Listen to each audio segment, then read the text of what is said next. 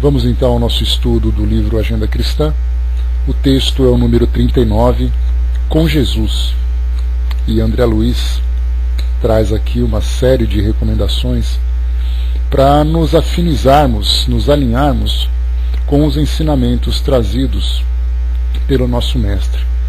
O detalhe interessante é que quando nós estudamos sobre a vida de Jesus, muitas vezes ficamos presos na personalidade, ficamos presos na história, na geografia local e nos esquecemos da essência daquilo que ele transmitiu, principalmente na aplicação nas situações mais simples da nossa vida, na situação cotidiana. Então Jesus se torna uma figura para nós de adoração e pouco de exemplificação. Mas então os espíritos, preocupados, em mudar essa nossa visão e fazer com que os ensinamentos se tornem palpáveis para nós, porque muitas vezes eles são ficam bastante distantes, exatamente porque nós vemos a figura de Jesus, nós conhecemos até os seus ensinamentos, mas pelo fato de nós nos vermos nessa distância tão grande, nós acabamos nos esquecendo da necessidade de nós fazermos essa aplicação em nossas vidas cotidianas. Então André Luiz só trouxe para nós aqui uma série de esclarecimentos, mostrando, claro que quando nós vemos Jesus, vemos as suas experiências vividas num alto grau, talvez no mais alto grau que alguém poderia suportar aqui no nosso mundo, em termos de dor, em termos de sofrimento, em termos de sabedoria, até mesmo de missão, compromisso que ele tem, e nós nos esquecemos da nossa pequena tarefa aqui no nosso mundo, se comparada com a de Jesus, mas uma tarefa muito grande para cada um de nós. Então, com Jesus é a nossa mensagem de hoje, e André Luiz começa então trazendo para nós aqui, dizendo que a renúncia será um privilégio para você, ou seja, a renúncia será um privilégio para nós.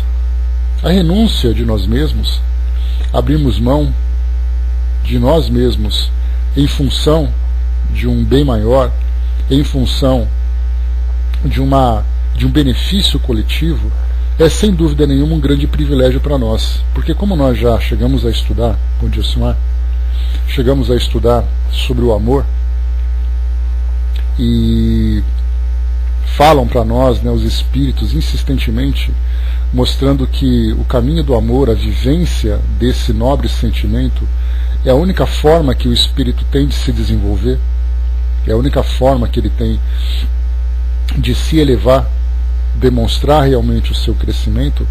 Então, quando nós falamos de renúncia de nós mesmos em benefício de algo que possa beneficiar o outro, ainda que seja algo pequeno, não falamos necessariamente de tarefas de grande vulto, naquela tarefa em que o indivíduo muitas vezes abre mão da sua própria vida em benefício da vida de alguém. Só o fato de nós abrirmos mão de um pequeno capricho que nós temos para o benefício de alguém, não é abrir mão do nosso capricho para satisfazer o capricho do outro. Nessas tantas diferenças que existem no nosso mundo hoje, muitas vezes aquilo que para mim é um supérfluo, aquilo que para mim não é uma necessidade, para o outro pode proporcionar para ele um bem-estar, aquele bem-estar que ele procura. Por exemplo, o bem-estar da sua opinião, o bem-estar do local onde ele se encontra, o bem-estar de uma preferência para que ele possa agilizar a sua rotina, agilizar a sua tarefa, dentro de casa principalmente, quando aquela pessoa se encontra cansada e precisa daquele momento de entretenimento, aquele momento de tranquilidade, e nós renunciamos o nosso momento que achamos muitas vezes que é um momento importante para nós, mas que se tornaria aquele espaço, aquele momento muito mais importante para o outro. Numa vida em comunidade que nós temos hoje, onde nós temos ali filas, onde nós temos ali pessoas disputando espaço, renunciar o nosso espaço em benefício do outro, uma situação bastante simples, nós nos encontramos numa fila para uma determinada situação. Eu posso esperar um pouco mais. E eu percebo que o outro, muitas vezes, precisa daquele pequeno momento que eu estou abrindo mão. E eu abrirei mão tranquilamente para que ele possa se beneficiar. Então nós vemos esse tipo de situação. No trânsito, vemos o tempo todo isso. Eu estou no cruzamento, eu poderia esperar o outro passar porque a posição dele é uma posição mais arriscada, é uma posição mais perigosa, se encontra ali fechando um cruzamento, eu poderia diminuir a minha velocidade para que ele pudesse passar. Estou renunciando a mim mesmo numa situação simples do meu dia a dia. Quando a gente começa a praticar essas situações simples, nós começamos a perceber que aquilo que parecia impossível se torna possível para nós quando é diante de uma situação de grande proporção. Tem uma situação bastante interessante, bastante comentada, uma história bastante comentada, que diz respeito à Guerra do Vietnã. Aquele período triste, né, da história da humanidade, os Estados Unidos ali presentes naquela região. E é então a história de um pequeno vilarejo onde houve ali um ataque, as pessoas machucadas, precisando de ajuda, principalmente de doação de sangue. E uma jovem vietnamita, uma criança vietnamita, se encontrava machucada. E precisavam então de doação de sangue. E aí então um garoto se apresentou, dizendo, né, que poderia oferecer o sangue dele para ajudá-la, né? Então eles começaram os preparos. E diante disso, naquele momento em que ele começava, em que chegava o momento dele fazer a sua doação, ele começou a chorar. E aí então, né, os profissionais que se encontravam ali ficaram preocupados, né? Mas por que você está chorando? É porque eu sei que eu vou morrer depois que eu der meu sangue para ela. Mas eles disseram, mas você não vai morrer. Ele falou, você só vai tirar um pouco de sangue. E foi ali então que ele percebeu que ele continuaria vivo, né? Mas por que você faria um sacrifício por ela? Ele disse assim, porque ela é minha amiga. Então nós vemos assim que são situações grandes, situações importantes, né? Claro que eu contei essa história de um modo bastante resumido. Precisaríamos do texto, né, para poder ter ali os detalhes, né, para poder conhecer um pouquinho mais ali do momento tão importante, não apenas para aquele garoto e para aquela jovem que recebia o atendimento e para aqueles profissionais, mas para nós todos, mostrando que esse tipo de renúncia de nós mesmos depende inicialmente de uma renúncia menor. E essa menor depende de uma outra menor, ou seja, toda virtude que nós estamos desenvolvendo, ela depende da nossa prática diária. Ela depende de um exercício para que ela possa se aprimorar. Não imaginemos realizar grandes obras no campo da caridade, no campo da renúncia, se nós não somos capazes de fazer renúncias menores no nosso cotidiano. Isso é uma doce ilusão. Aquelas grandes renúncias nós fazemos muitas vezes motivados por uma grande comoção, ou se por acaso aquela situação nos toca de alguma forma, mas se é por um desconhecido, numa situação que nós não temos nenhum tipo de envolvimento, para nós geralmente a gente acaba ignorando. Exatamente pela falta da prática das virtudes no seu grau menor.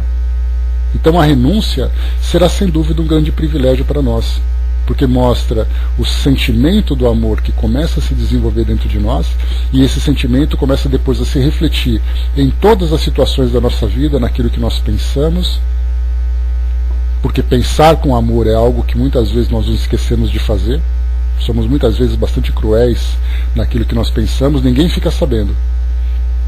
Mas aquilo que nós vemos, aquilo que nós julgamos no campo mental, é algo que muitas vezes mostra o quão inferior nós ainda somos. Então o amor começa a se desenvolver no nosso modo de pensar, começa a se desenvolver naquilo que nós dizemos para o outro, e nós já falamos disso várias vezes, que aquela palavra que nós emitimos para aquela pessoa pode transformar o dia dela positivamente ou negativamente, ou pode ser completamente indiferente. E nós sabemos que aquele que ama sempre deseja que o outro viva melhor. E isso começa exatamente naquilo que ele fala. Um simples cumprimento. Aquele bom dia, aquele desculpe, aquele com licença. Para um estranho, isso transforma. E principalmente para aquilo que nós fazemos. O amor nas nossas atitudes. E isso mostra a nossa transformação, mostra o nosso crescimento. Diz para nós aqui André Luiz: o sofrimento glorificará a sua vida. Aí nós começamos a lembrar daquela passagem do Evangelho segundo o Espiritismo, do capítulo 5, Bem-aventurados os aflitos, que tem como referência exatamente um dos ensinamentos de Jesus. Nós ficamos pensando, como pode ser um bem-aventurado, uma pessoa feliz, sofrendo? O que nós entendemos por sofrimento? Para nós, ele sempre vai ter uma repercussão negativa. Sempre vai ter ali uma aparência negativa, porque o sofrimento tira de nós a tranquilidade, o equilíbrio, o conforto. Tanto no campo físico como no campo mental. O sofrimento moral é aquele sofrimento mais intenso ainda, porque esse não tem remédio. O sofrimento físico, né, nós fazemos um tratamento, tomamos um remédio, às vezes um tratamento complexo, mas ele visa exatamente aliviar o sofrimento, eliminar aquele sofrimento. Mas a dor moral, ela só some, só desaparece, se houver de fato uma grande transformação. Mas o sofrimento, ele significa para nós um alerta. Ele vai chamar a nossa atenção para algo que se encontra em desequilíbrio, para algo que se encontra errado. Quando nós detectamos aquele sofrimento e agimos nesse processo de transformação para eliminá-lo ou para minimizá-lo dentro do possível, isso mostra exatamente a transformação positiva que nós estamos vivenciando. E quando ele diz que o sofrimento vai glorificar a nossa vida, significa exatamente isso. Ele é visto como uma depuração. E não basta apenas o sofrimento chamando a nossa atenção, porque de modo geral a nossa reação sempre acaba sendo negativa. O sofrimento acaba despertando em nós a revolta, acaba despertando em nós, né, um estado negativo da alma. E até mesmo nisso, nesse mesmo capítulo 5 do Evangelho segundo o Espiritismo, nós temos ali falando sobre saber sofrer, saber lutar o bom combate, saber aproveitar aquele sinal, aquele chamamento, aquele alerta para a nossa própria transformação. Então esse sofrimento bem vivido vai proporcionar para nós essa glorificação, que nada mais é do que demonstrar claramente a nossa evolução, a nossa transformação positiva íntima.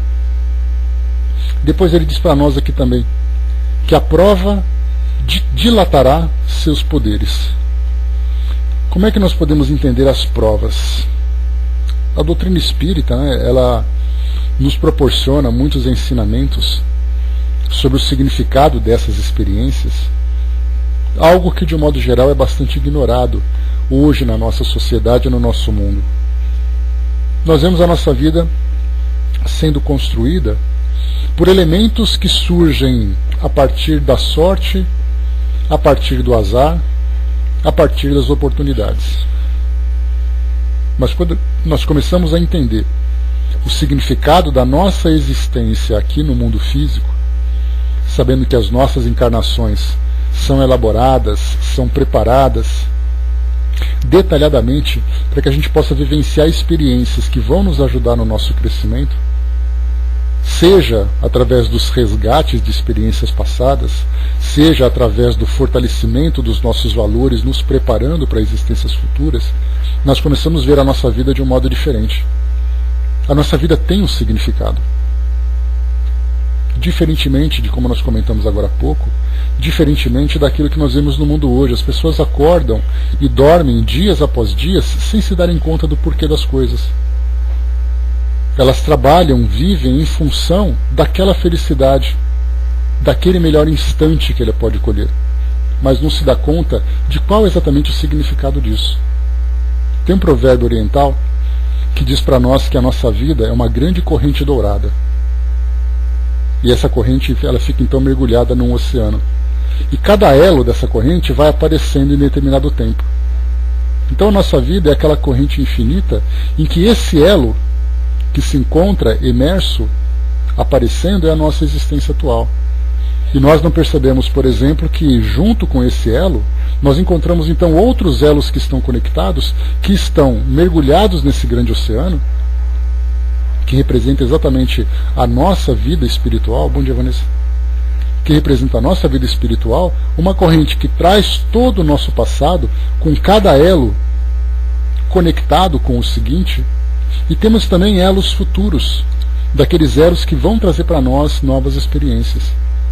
Então nós não vemos mais a nossa vida apenas com esse intervalo que nós estamos aqui existindo, acreditando, por exemplo, que as experiências positivas, negativas, aquilo que nós ganhamos, aquilo que nós perdemos, os nossos relacionamentos, enfim, tudo aquilo que nós estamos vivenciando, é o máximo que nós podemos colher. E lamentavelmente nós percebemos que aqueles que podem desfrutar de um conforto, aqueles que podem desfrutar de um bom relacionamento, de uma vida equilibrada, são poucos. Menos ainda aqueles que conseguem juntar todas essas experiências numa única experiência. Mas geralmente aquele que tem uma vida abastada acaba passando por algumas dificuldades dentro do campo moral, dentro do campo emocional, afetivo. Aquele que tem uma vida equilibrada muitas vezes tem que todo dia ali acordar para poder, naquela batalha constante para a sua manutenção. Aquele que tem um bom emprego muitas vezes tem uma saúde prejudicada. Então nós estamos ali vivendo as nossas experiências. E se nós fizermos ali uma análise da nossa própria vida, nós detectaremos também aquilo que para nós é positivo ou negativo. Mas a grande pergunta é, mas por que a nossa vida é assim? E aí nós começamos a analisar esses dois conceitos que são fundamentais: as nossas provas e as nossas expiações. Juntando mais um conceito de extremo valor, vem ali as nossas missões. Mas o mais importante é saber que as provas dilatarão os nossos poderes, se essas provas forem bem vividas. Assim como a prova da escola, dentro da nossa vida acadêmica, testa o nosso conhecimento, e quando nós somos bem preparados, nós temos ali um resultado que é bastante positivo, uma nota que é mais elevada, uma aprovação, uma grande conquista. Dentro da nossa vida, no campo moral, que são essas provas morais, se essas provas forem bem vividas, e todos nós precisaremos vivenciá-las, enquanto estivermos ainda nesse processo de evolução. E quando nós falamos em processo de evolução, nós falamos em todos os espíritos, nos mais variados graus, daqueles que não alcançaram ainda o estado de pureza, o estado de felicidade plena. Todos eles terão suas provas. Quanto mais inferiorizados nós somos, mais difíceis são as nossas provas. Mais agressivas, mais contundentes, mais dolorosas. Conforme a gente vai se elevando, essas provas também vão tomando vão tomando um outro teor, vão tendo ali um outro valor.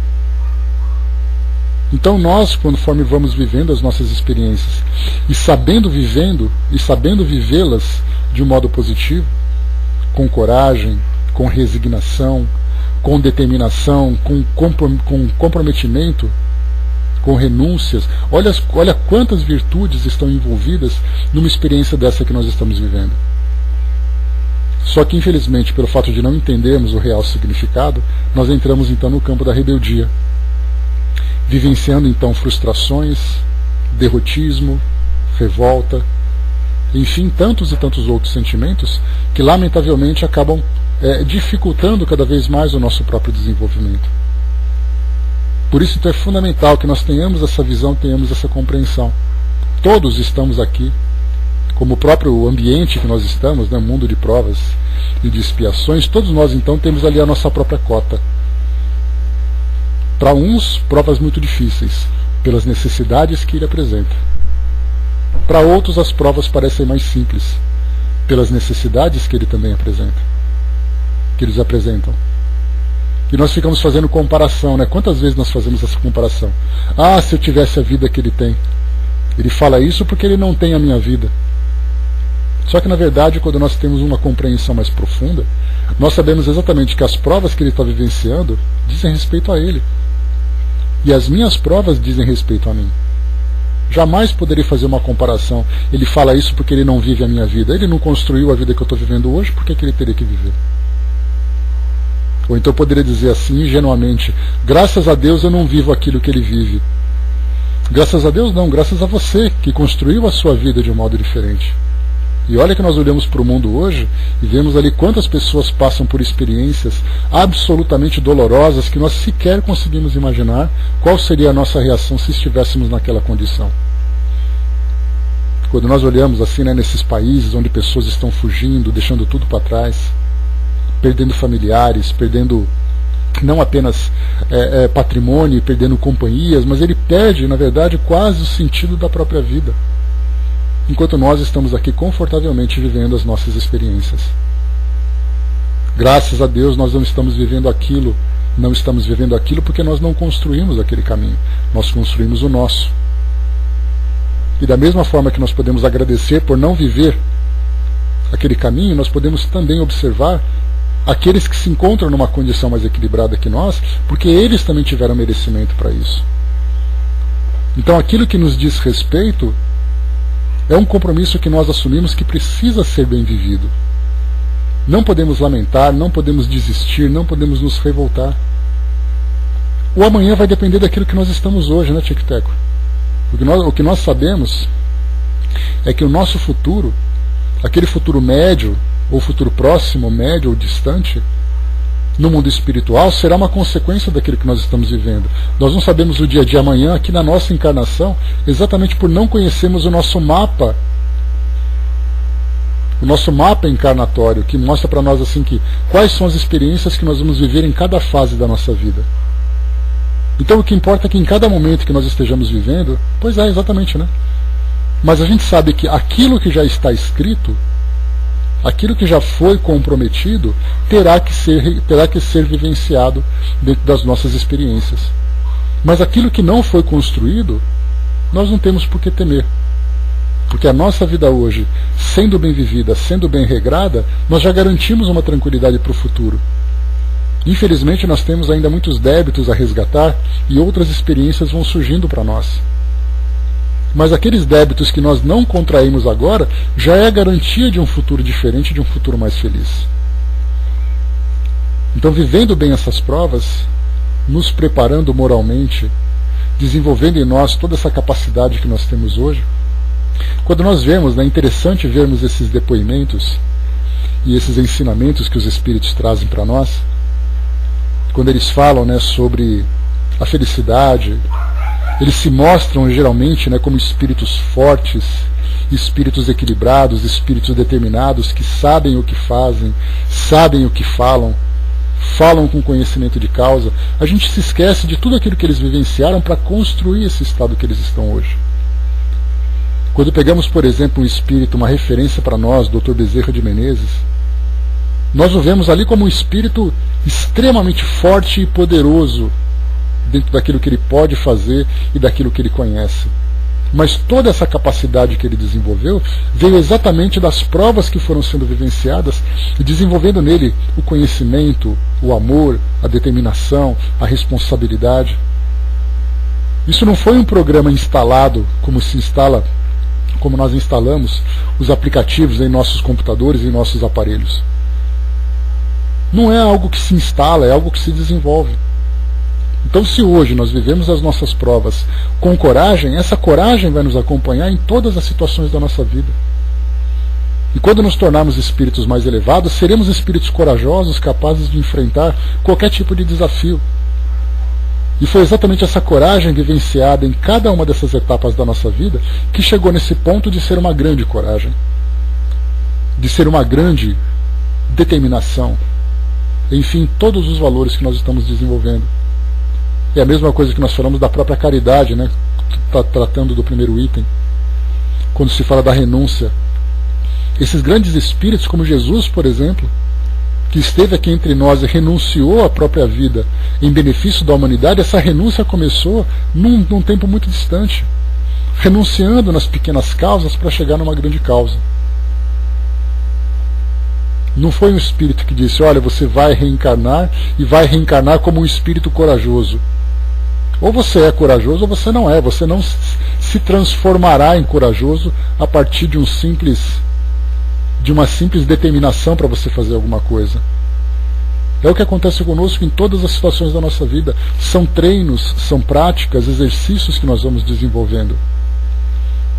Então, quando olhamos as nossas provas, as provas dentro do campo afetivo, dentro do campo profissional, dentro do campo moral, dentro da nossa saúde, tudo isso para nós precisa ser muito bem vivido para que a gente possa desenvolver esses valores. Por isso, então, a prova dilatará os nossos poderes, se forem bem vividas. E precisamos ter essa consciência. Depois nós temos o trabalho constituirá título de confiança em seu caminho. O bom trabalho. Todos nós ali temos tarefas.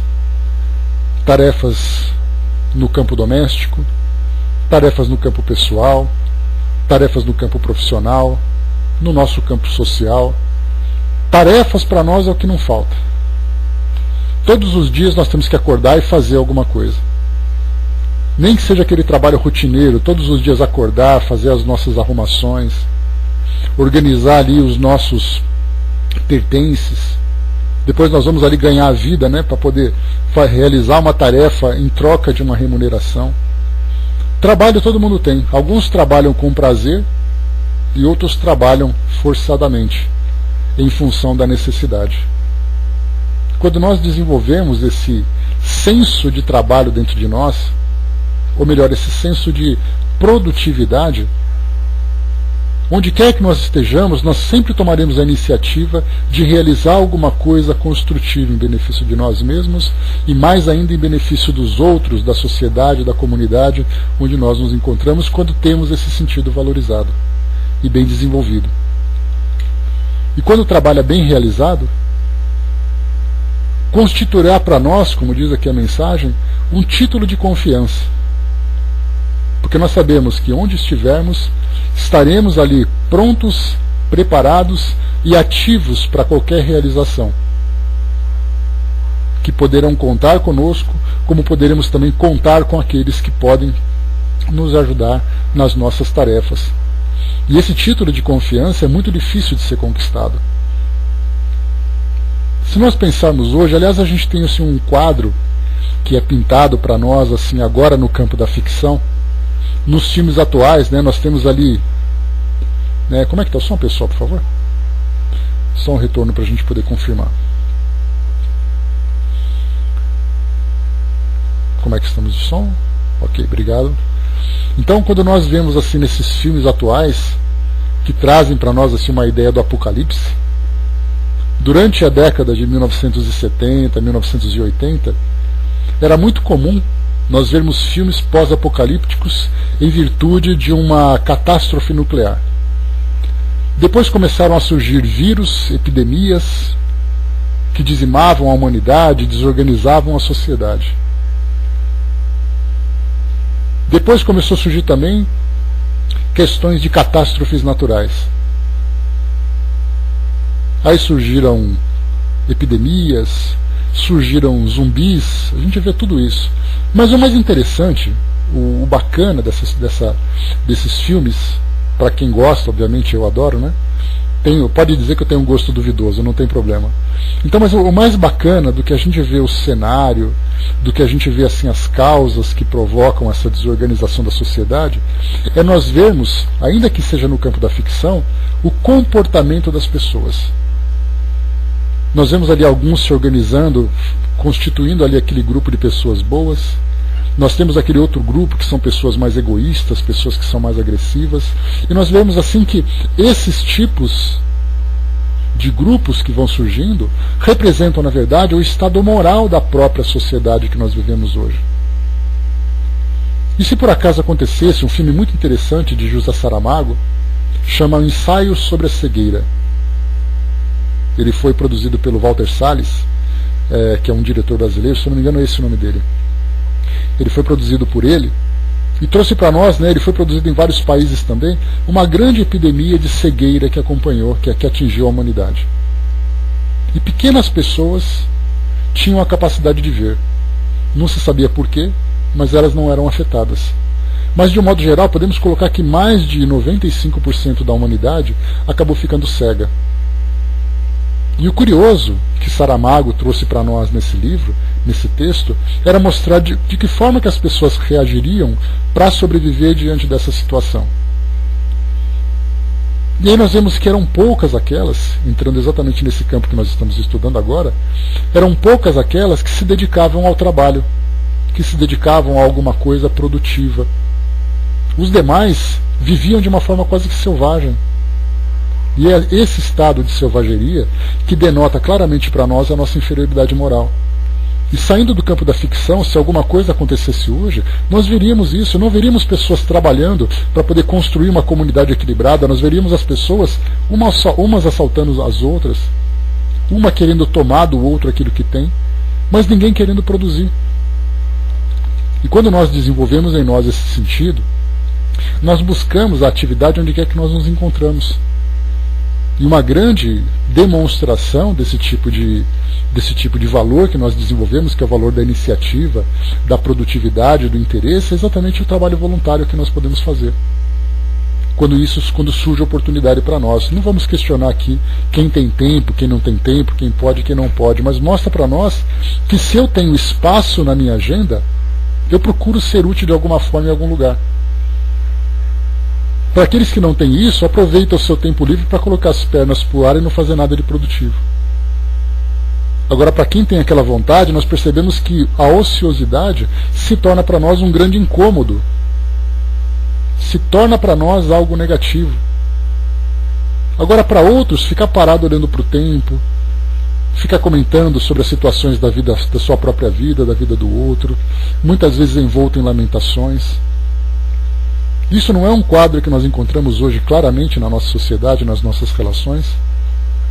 Muitas vezes até nos pegamos nessa mesma situação. Hoje eu não estou a fim de fazer, não quero fazer mais, vou desistir, aquela coisa toda, com tanta coisa para fazer. Se nós não formos obrigados a fazer, nós não fazemos. Quando não temos esse valor desenvolvido dentro de nós. Então esse título de confiança, de nós fazermos parte de um grupo que nos ajuda no nosso desenvolvimento e através do qual nós também, ou junto deles, nós ajudamos nesse desenvolvimento, é uma conquista significativa. Sound, bom dia. Nós estudaremos em breve, nos livros de André Luiz, assim como estamos estudando no livro Memórias de um Suicida, que os espíritos que são ociosos mostram claramente para nós o seu estado de desenvolvimento moral. Aqueles espíritos que estão desejosos do crescimento, ou já alcançaram esse crescimento, estão sempre em atividade.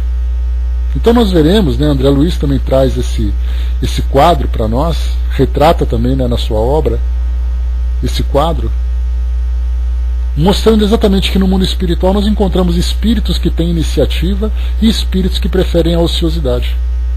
Já que não são obrigados mais a trabalharem pelo seu sustento, vivem essa ociosidade. E nós lamentamos essa situação, e mais ainda quando percebemos que nós muitas vezes temos uma tendência semelhante. Então precisamos mudar, porque o ensinamento de Jesus trazia para nós exatamente isso. O exemplo que ele trouxe, vindo aqui ao nosso mundo material, era um exemplo de trabalho. Constantemente tentando ajudar, tentando transformar, tentando fazer com que desenvolva. Então precisamos nos espelhar. E finalmente, para aqui não estender mais o nosso horário, o sacrifício sublimará seus impulsos. Existe uma diferença para nós entre renúncia e sacrifício. O sacrifício exige uma força muito maior.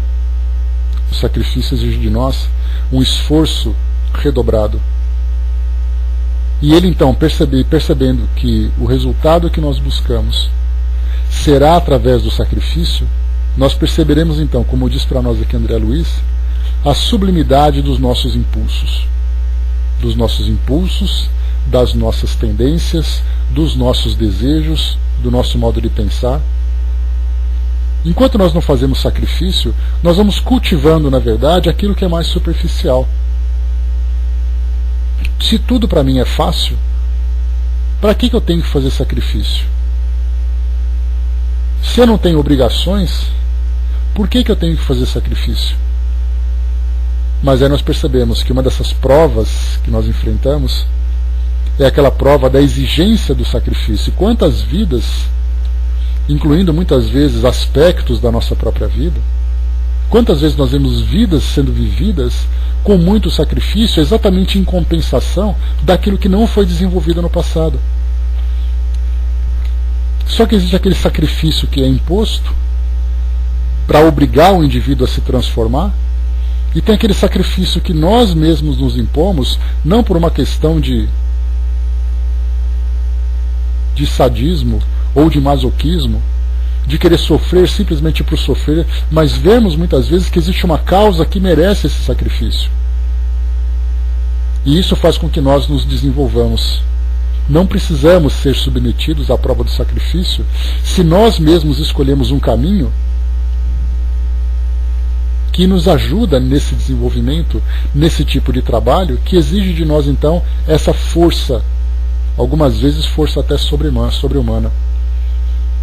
E não falamos apenas no sacrifício físico, falamos especialmente no sacrifício moral. Sacrificar o próprio ego, sacrificar o nosso egoísmo, sacrificar a nossa intolerância. Naquele campo da compensação, quantos racistas do passado reencarnaram exatamente no ambiente que eles tantos desprezavam para aprender, através desse doloroso sacrifício que foi imposto, a transformar os seus valores inferiores. Quantas vezes nós encontramos pessoas vivendo na miséria, naquele sacrifício constante apenas para manter a sua subsistência, porque ele não consegue conquistar nada além disso? Ele não tem um trabalho para conquistar um patrimônio, ele não tem ali uma condição física para ter um relacionamento saudável, ele simplesmente não vive, ele apenas sobrevive. E aí então nós vamos buscar o histórico desse indivíduo e percebemos que no passado foi uma vida vazia, sem realizações, sem conquistas. Então o sacrifício que nós mesmos nos impomos hoje, em benefício de algo, o sacrifício para nós mesmos, individualmente nós encontramos, né, aquelas pessoas que fazem promessas, em troca de alguma coisa. Se tal coisa não acontecer, aí então eu faço esse sacrifício. E a gente se pergunta, mas se você trocou por alguma coisa, qual foi exatamente o benefício do sacrifício que você fez? Não foi algo que você fez por um bem maior. Foi para ter aquilo que você quer ter.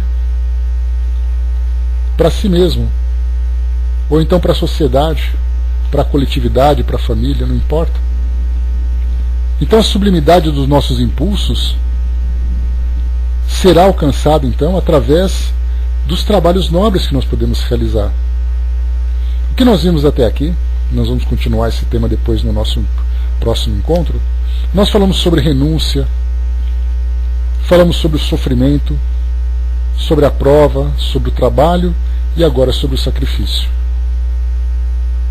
Esses tipos de valores, quando são bem vividos, bem aproveitados, certamente vão nos ajudar no nosso próprio desenvolvimento. E precisamos lembrar que nós estamos aqui para viver experiências que vão nos ajudar nessa construção. E a doutrina nos ajuda, porque Jesus já tinha dito tudo isso nos seus ensinamentos, e até mesmo no seu exemplo. Mas a doutrina então agora começa a esmiuçar, a trazer para nós fazer uma releitura desses ensinamentos, mostrando que Jesus sim foi um grande espírito, e é um grande espírito, mas os seus ensinamentos são aplicáveis na nossa vida cotidiana conforme o nosso grau de evolução. Então vivemos a adoração, vivemos a contemplação e nos colocarmos como seguidores simplesmente porque o adoramos, porque o amamos, não é o suficiente. Porque o grande amor que nós vamos demonstrar será exatamente colocar em prática na nossa vida os ensinamentos que ele trouxe, o exemplo que ele demonstrou. Ah, Sandra lembrou, né, tem muita gente que só gosta de levar vantagem e não sofrer prejuízos.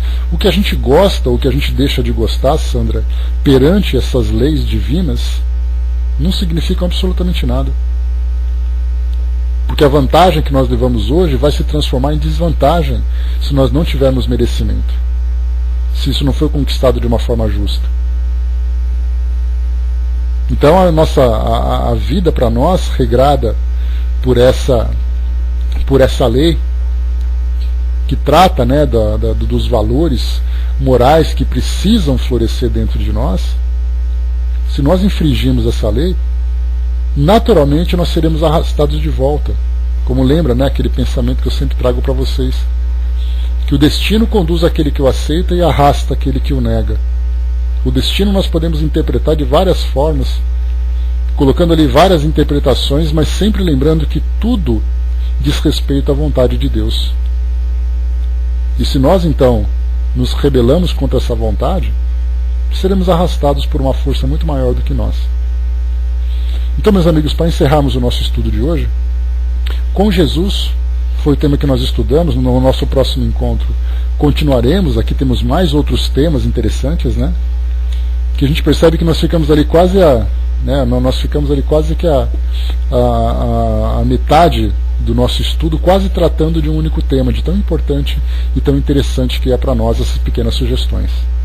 Então depois nós continuaremos falando sobre a enfermidade do corpo, falaremos sobre a calúnia, a perseguição, a angústia, falaremos sobre o mal, falaremos sobre o ódio. Então no nosso próximo encontro, mais aí temas para o nosso aprendizado. Fechando por aqui então.